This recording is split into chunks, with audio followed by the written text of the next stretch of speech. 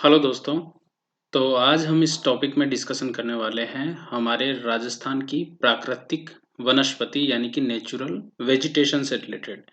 देखिए काफ़ी important topic है और लगभग सभी एग्ज़ाम्स में यहाँ से क्वेश्चंस पूछे जाते हैं। तो इस टॉपिक में हम लगभग 3 पार्ट में इसको डिस्कस करेंगे। सबसे पहले हम देखेंगे हमारी फॉरेस्ट रिपोर्ट या वन वन गणना से रिलेटेड बातें, ये हमारा पहला वीडियो रहेगा। दूसरे वीडियो में हम देखेंगे कि एक आपका वनों का किस तरीके से क्लासिफिकेशन किया गया है, उससे रिलेटेड बातें करेंगे। और एक तीसरा वीडियो जो हम बनाएँगे, उससे रिलेटेड हम उसमें डिस्कशन करेंगे आपका कि आपके जैसे कोई भी वन संपदा राजस्थान की क्या है, खेजड़ी वगैरह इन सब के बारे में डिस्कस होगा। ठीक है? तो सबसे पहला टॉपिक जो हमारा है, वन गणना। काफ़ी इम्पोर्टेंट है, पहले हमें पता होना चाहिए कि हमारे कितना फॉरेस्ट है, बाद में क्लासिफिकेशन होगा इसका। तो सबसे पहली चीज़ क्या डिस्कशन करते हैं? देखो, सबसे पहली वन नीति जो थी हमारे भारत में, वो बनी थी आपके 1894 में। अच्छा, इससे भी पहले अगर मैं आपको ये कहूँ, 1865 में भारत में पहली बार वन अधिनियम बनाया गया। वन अधिनियम, ठीक है? एक चीज़ याद रखना, फॉरेस्ट एक्ट हमारे भारत में पहली बार जो बना था, वो 1865 का था। बाद में फिर इसमें संशोधन किए गए 1878 में। और इन्हीं को स्पेशली इम्प्लीमेंट करने के लिए पहली बार वन पॉलिसी यानी कि फॉरेस्ट पॉलिसी बनाई गई आपके, वो थी 1894 में। फिर उसके बाद में फिर एक्ट बना आपके, वो था 1927 का, ठीक है? यानी कि 1865 में एक्ट बना, फिर 1878 में एक्ट बना, फिर 1927 में भी एक्ट बना, लेकिन पॉलिसी पहली बार 1894 में आई। अच्छा, एक्ट और पॉलिसी क्या होती है? किसी पर्टिकुलर एक्ट को स्पेशली इम्प्लीमेंट करने के लिए हम पॉलिसीज़ बनाते हैं, फिर उन पॉलिसीज़ के अकॉर्डिंग योजनाएँ बनाते हैं, फिर वो योजनाएँ इम्प्लीमेंट होती हैं हकीकत में, ठीक है? स्वतंत्र भारत में यानी कि जब देश आज़ाद हुआ तो पहली वन नीति कब बनी? तो पहली वन नीति बनी आपके 1952 में। फिर उसके बाद में अभी देखो ड्राफ्ट पॉलिसी और तैयार की जा रही है। हालाँकि देखो उसके बाद में हमने 1988 में भी वन नीति बना ली। अभी 2018 में भी भारत सरकार प्लान कर रही है। स्पेशली ड्राफ्ट तैयार किया था सरकार ने। अभी ये लागू नहीं हुआ है, लेकिन ये ड्राफ्ट यानी कि भविष्य में वन नीति बन जाएगी। उसका ड्राफ्ट पब्लिक के सामने रखा गया था 2018 में भी। इनमें पहले तो 1952 में ये डिसाइड किया गया कि हमारे जो वन जो होंगे वो लगभग 33% होने चाहिए। उसे दोहराया गया 1988 में कि लगभग 33% जो है हमारे वन होने चाहिए पूरे लैंड इलाके के। और अगर माउंटेन्स की बात करें तो लगभग 66% वन माउंटेन्स में होने चाहिए। ये बात इस वन में बोली गई थी, ठीक है, इस पॉलिसी में स्पेशली। अगर हम राजस्थान से रिलेटेड बात करते हैं, तब हम देखते हैं कि 1910 में जोधपुर रियासत ने पहली बार वनों के संरक्षण के लिए कानून बनाए थे। और फिर हमारे भारत में जो नई राजस्थान में जो नई पॉलिसी बनाई गई वो 2010 की पॉलिसी थी। इसमें क्या हुआ, 17 फरवरी 2010 को स्पेशली राजस्थान सरकार ने नई पॉलिसी की घोषणा की। और ये जो नई पॉलिसी थी, इस 2010 में ही क्यों हो रहा है ये सब? क्योंकि 2010 में एक्चुअली यूनाइटेड नेशन ने 2010 को इंटरनेशनल ईयर ऑफ बायोडायवर्सिटी के रूप में घोषित किया था। इंटरनेशनल ईयर ऑफ बायोडायवर्सिटी क्या? यानी कि जैव विविधता के लिए अंतर्राष्ट्रीय वर्ष, ठीक है, इस रूप में इसको घोषित किया था। तो इसी दिन हमने भी इनिशिएटिव लिया, भाई चलो अपन भी कुछ काम कर लेते हैं।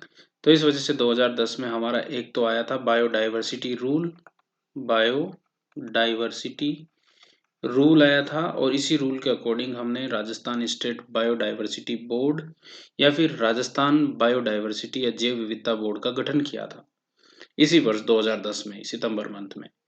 और फरवरी मंथ में हमने वन नीति भी लेकर आए थे, ठीक है? तो ये जस्ट कोरिलेट कर रहे हैं अपन, है ना? बाकी तो चीज़ें आप पढ़ते ही हो और बाकी डिस्कशन करेंगे ही आगे। तो यहाँ ध्यान रखना है, इम्पोर्टेंट हो गया। अब इन्हीं पॉलिसीज के अकॉर्डिंग वनों की गणना की जाती है। भाई हमारे वन कितने हैं, क्या है? तो ये तो पॉलिसीज की बात हो गई। अब वन गणना की बात कर लेते हैं, यानी कि फॉरेस्ट सर्वे। सर्वे कहाँ से हो रहा है, कौन करता है? तो देखो, पर्यावरण, वन और जलवायु परिवर्तन मंत्रालय जो है, यानी कि the ministry of environment, forest और क्लाइमेट चेंज जो है वो सर्वे का काम करती है। मतलब इसके अधीन कौन संगठन काम करता है? तो इसके अधीन संगठन काम करता है आपके भारतीय वन सर्वेक्षण विभाग। भारतीय वन सर्वेक्षण विभाग की स्थापना कब हुई थी? तो 1981 में भारतीय वन सर्वेक्षण विभाग की स्थापना हुई थी। इसका हेड ऑफिस है देहरादून, ठीक है, वहां पर स्पेशली इसको स्थापित किया गया था 1981 में, ठीक है। 1987 से ये रेगुलर रिपोर्ट प्रकाशित करता आ रहा है। 1987 में पहली रिपोर्ट दिया, फिर उसके बाद में 89, फिर उसके बाद में 91, फिर उसके बाद में 93, 95, 97, 99। आप देख रहे होंगे कि प्रत्येक 2 वर्ष में एक बार रिपोर्ट प्रकाशित होती है। 1, 3, 5, 7 में इसने प्रकाशित करना भूल गया ऐसे मान लो, ठीक है। फिर 9, 11, 13, 15, 17, 19, 19 में जो रिपोर्ट इसकी प्रकाशित हुई, ये 16वीं रिपोर्ट थी, ठीक है। अच्छा, अब मान लो आपसे पूछे कि बताइए 16वीं रिपोर्ट थी 2000, आपको कैसे याद रहेगा ये चीजें? अगली बार जो 2021 में आने वाली है रिपोर्ट वो रहेगी आपकी 70वीं रिपोर्ट।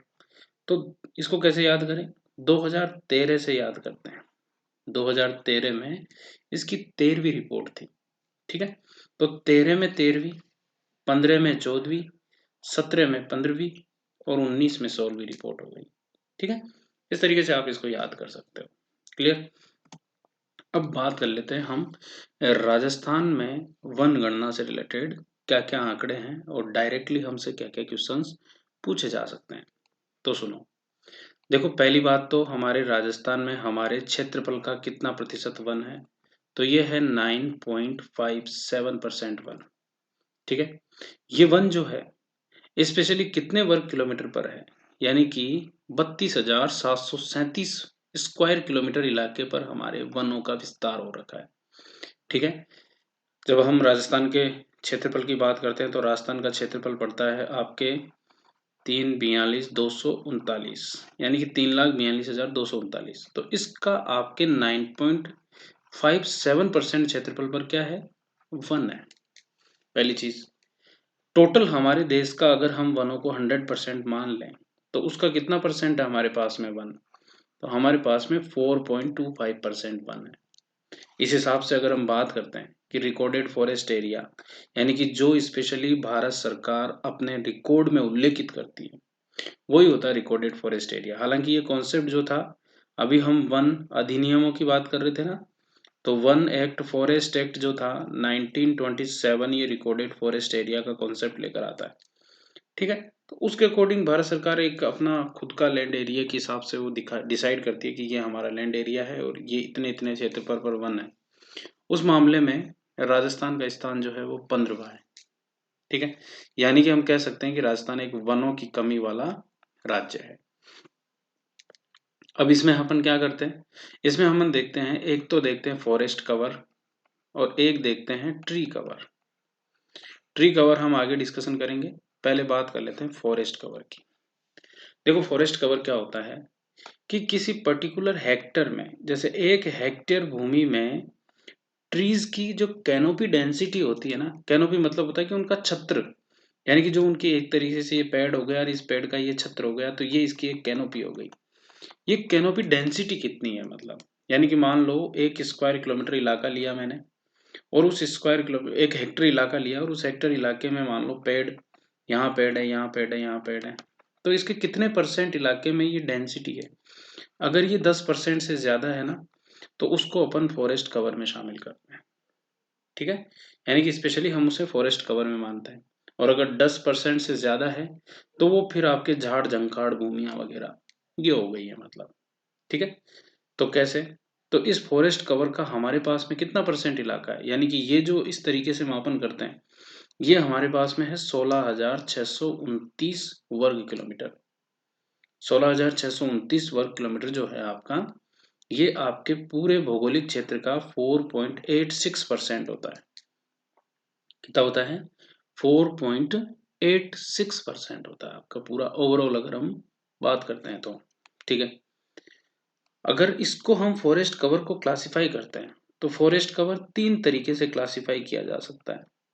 या तो वेरी डेंस फॉरेस्ट हो सकते हैं, डेंस मतलब वही कैनोपी डेंसिटी, छत्रक डेंसिटी, जैसे मैं आपको एक फोटो दिखाता हूँ इस तरीके से, इस तरीके से जैसे पेड़ इतने नजदीक हैं, इतनी डेंसिटी है, इसी को बोलते हैं कैनोपी डेंसिटी, है ना। तो वेरी डेंस फॉरेस्ट हो सकते हैं जिनकी कैनोपी डेंसिटी 70% से, यानी कि 1 हेक्टेयर में 70% स्पेशली आपकी डेंसिटी है कैनोपी की।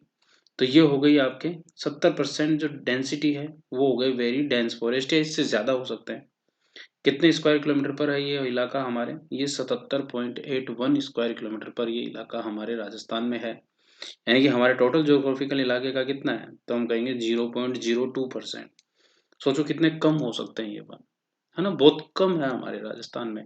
पूरे टोटल ज्योग्राफिकल इलाके का 0.02% है। ठीक है। दूसरा, मॉडरेटली डेंस फॉरेस्ट।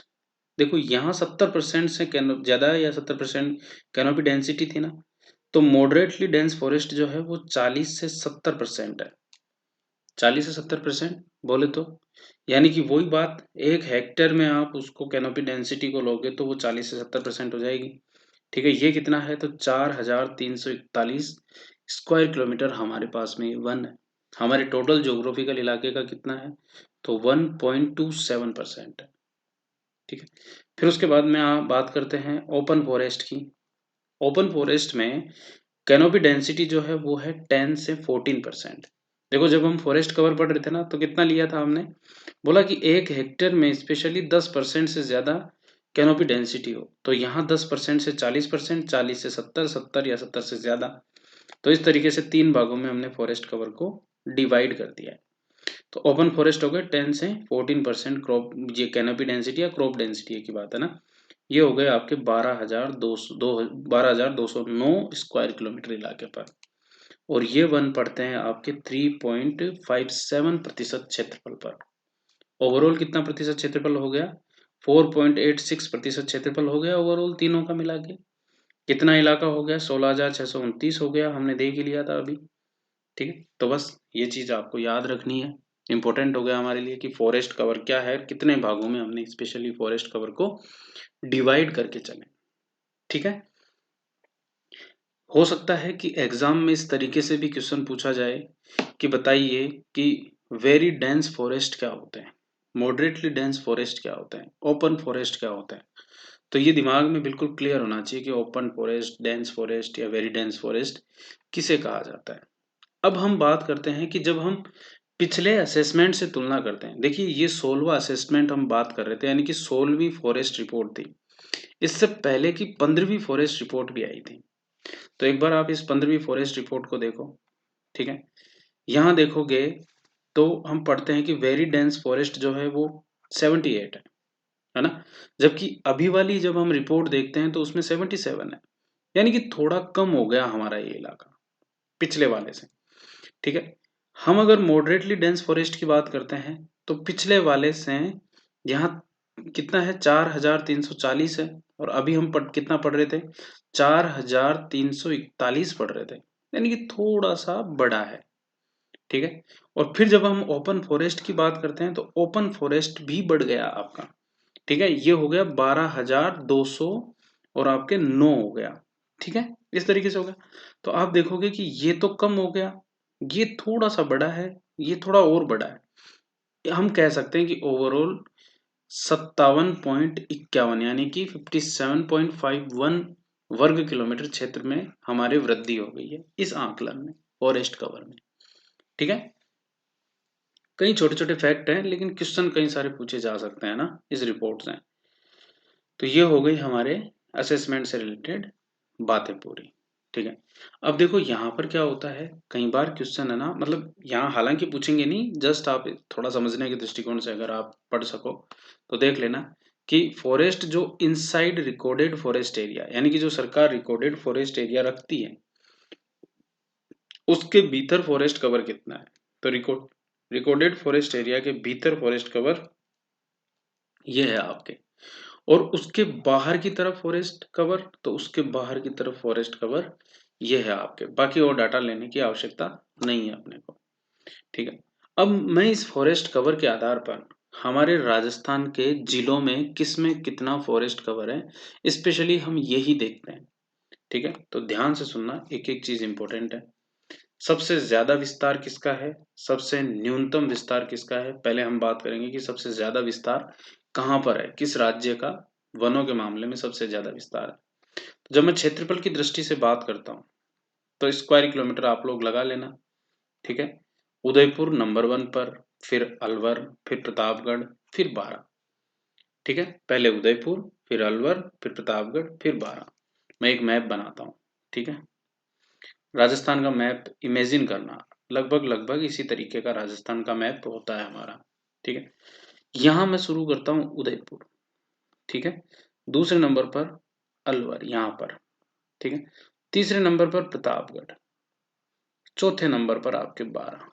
ठीक है, कैसे चलना है, यहां से चलना है, यहाँ, फिर यहाँ, फिर यहाँ। ठीक है, उदयपुर, अलवर, प्रतापगढ़, बारां। यानी कि फटाफट से उदयपुर से प्रतापगढ़ नहीं जाना, पहले उदयपुर से अलवर जाना है, फिर अलवर से प्रतापगढ़ जाना है, फिर प्रतापगढ़ से बारां जाना है अपने को। ठीक है, क्लियर हो गया। अब अगला, अगला सुनो, ये स्क्वायर किलोमीटर इलाका है। ज्यादा से ज्यादा याद करो तो आप उदयपुर का कर सकते हो कि उदयपुर में 2757 स्क्वायर किलोमीटर जो है फॉरेस्ट कवर है। ठीक है, अगला, प्रतिशत के दृष्टिकोण से बात करें तो टोटल उदयपुर का क्षेत्रफल में कितना फॉरेस्ट कवर है, तो हमारे राज्यों में उदयपुर सबसे ज्यादा, हमारे जिलों में उदयपुर सबसे ज्यादा आता है, यानी कि 23.51% क्षेत्रफल पर उसके फॉरेस्ट कवर है। दूसरे नंबर पर आता है प्रतापगढ़। अब यहाँ आपको डायरेक्ट प्रतापगढ़ जाना है परसेंटेज के मामले में। ठीक है, ये उदयपुर, ये प्रतापगढ़, फिर इधर जाओ सिरोही। ठीक है, और फिर फाइनली करौली। तो उदयपुर, प्रतापगढ़, सिरोही, करौली, उदयपुर, प्रतापगढ़, सिरोही, करौली, इस तरीके से। ठीक है, यूपीएस के, इस तरीके से याद रखना है। ठीक है, तो उदयपुर सबसे नंबर 1 पर, फिर प्रतापगढ़, फिर सिरोही, फिर करौली। यहाँ आपको 2 डिजिट याद रखनी है, उदयपुर की और प्रतापगढ़ की। 23%, यानी कि 23.51 और 23.33।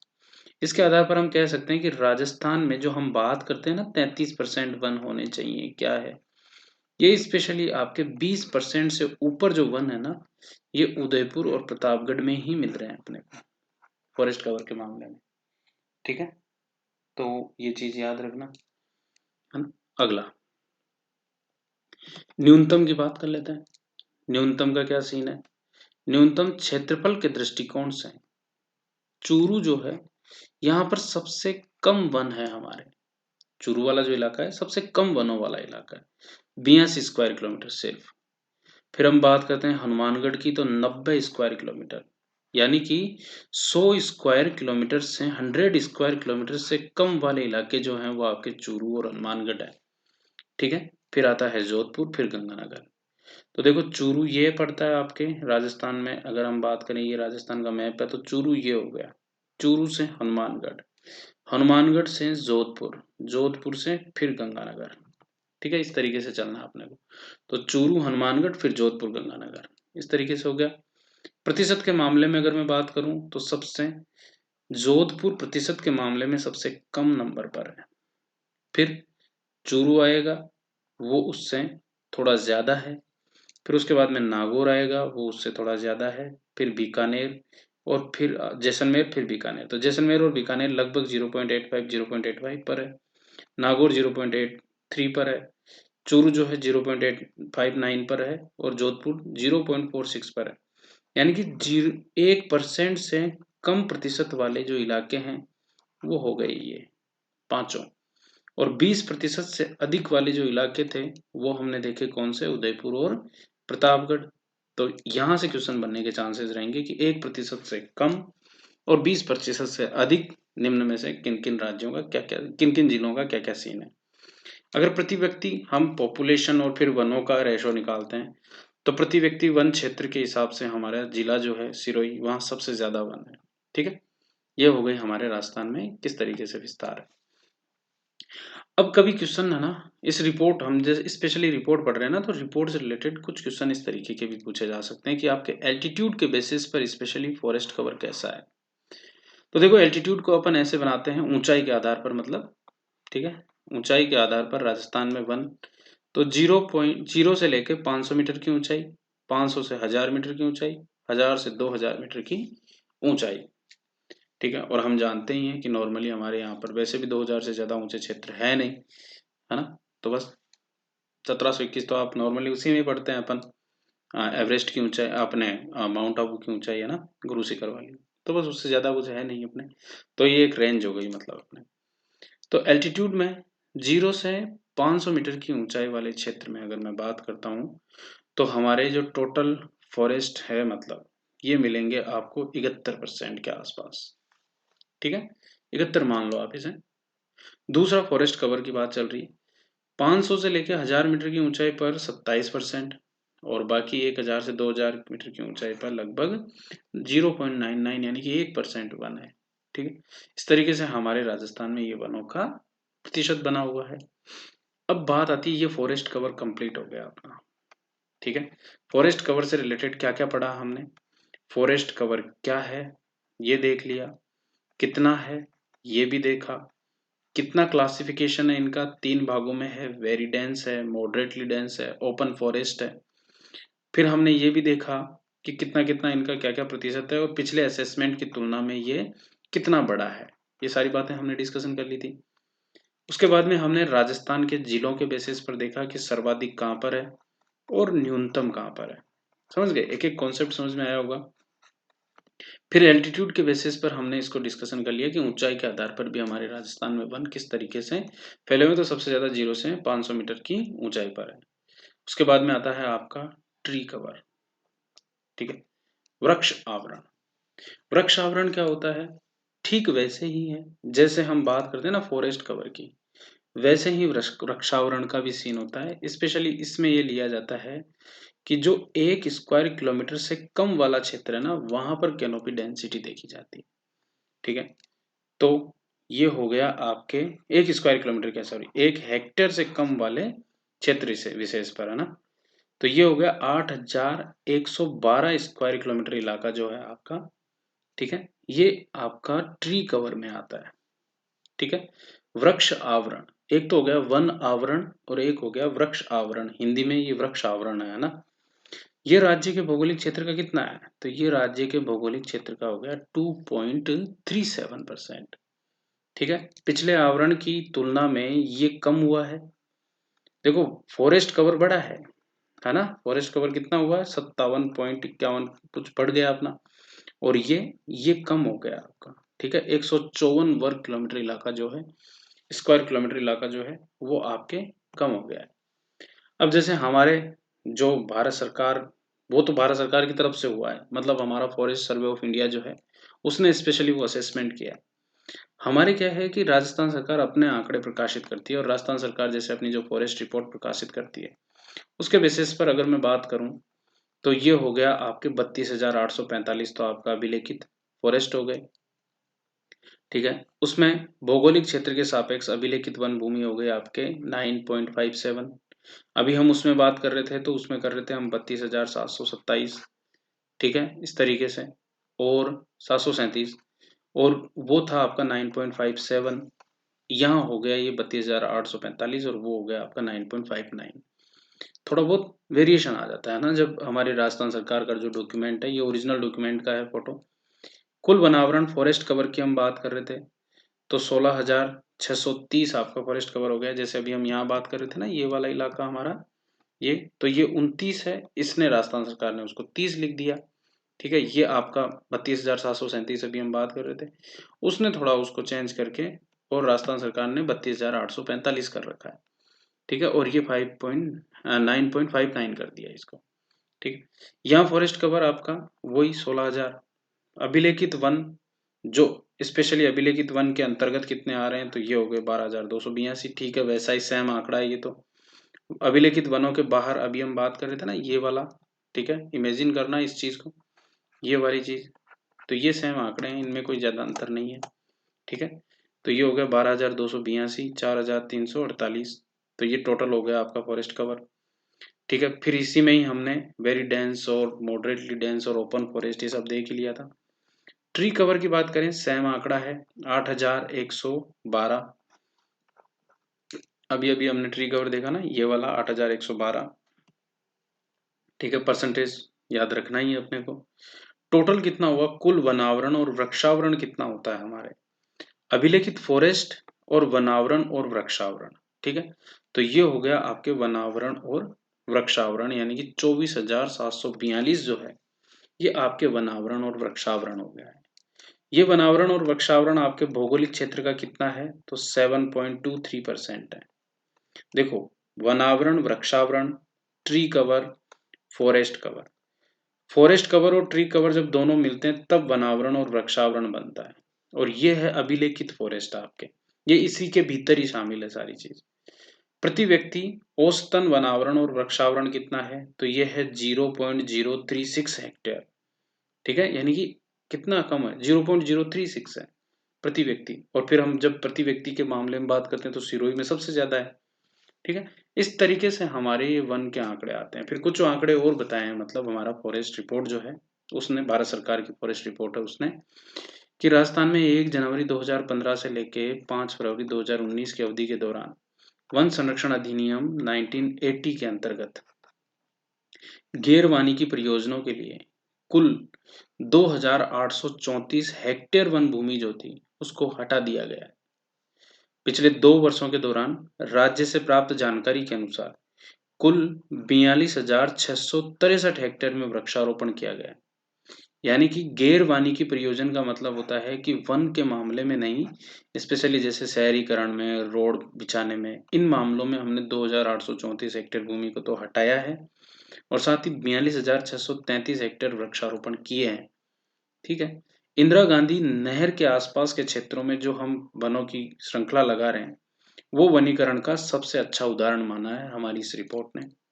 संयुक्त वन प्रबंधन के तहत राज्य में 6,337 स्पेशली फॉरेस्टेशन परियोजनाएं स्पेशली हमारे यहाँ पर संचालित है। फिर ये बोलता है राज्य में संरक्षित क्षेत्र नेटवर्क यानी कि प्रोटेक्टेड एरिया नेटवर्क में क्या क्या शामिल है और कौन कौन कितना है। तो ये कहता है कि संरक्षित क्षेत्र जो है वो राज्य के प्रतिशत का, भौगोलिक क्षेत्र का 2.92% है। इसमें 5 राष्ट्रीय उद्यान, 25 वन्यजीव अभ्यारण्य और 11 संरक्षण यानी कि कंजर्वेशन रिजर्व है। अब यहाँ कंफ्यूजन होगा आप लोगों को, लेकिन याद रखना है, इम्पोर्टेंट हमारे राजस्थान सरकार का जो डाटा होता है वो है, ये एनविस का डाटा है और ये हमारे फॉरेस्ट रिपोर्ट में लिखा हुआ है। ठीक है, जो भारत सरकार की फॉरेस्ट रिपोर्ट है उसमें हमारे यहाँ पर, अगर हम जब राजस्थान सरकार की तरफ से बात करते हैं ना, तो 3 राष्ट्रीय उद्यान, ठीक है, 27 वन्यजीव अभ्यारण्य, 27 वन्यजीव अभ्यारण्य और 14 कंजर्वेशन रिजर्व है। ठीक है, 14 कंजर्वेशन रिजर्व है, ऑथेंटिक डाटा है, याद रखना है। ठीक है, 3 राष्ट्रीय उद्यान राजस्थान सरकार की तरफ से, 27 वन्यजीव अभ्यारण्य और 14 कंजर्वेशन रिजर्व है।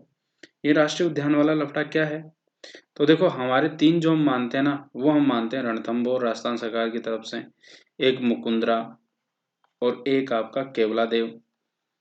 एनविस प्लस 2 और करता है, कौन कौन सा वो करता है, आपकी इस फॉरेस्ट रिपोर्ट में जो 5 बताए गए ना उनमें 2 कौन से हैं, एक हो गया आपका सरिस्का, ठीक है, और एक हो गया आपका नेशनल डेजर्ट आपका पार्क।